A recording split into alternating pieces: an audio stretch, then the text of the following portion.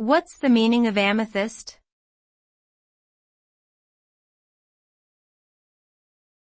Amethyst.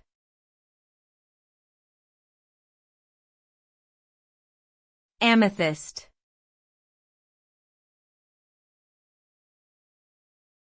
Amethyst.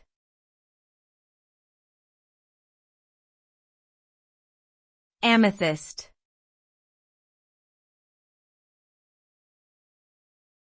Amethyst.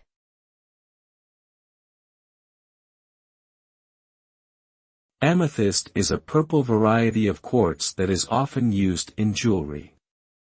Its name derives from the Greek word amethystos, which means not drunk.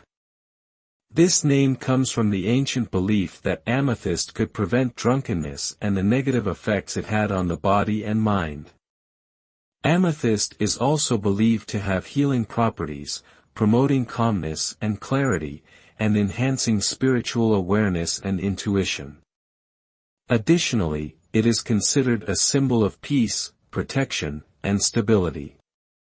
For these reasons, amethyst has been highly valued throughout history and is still popular today.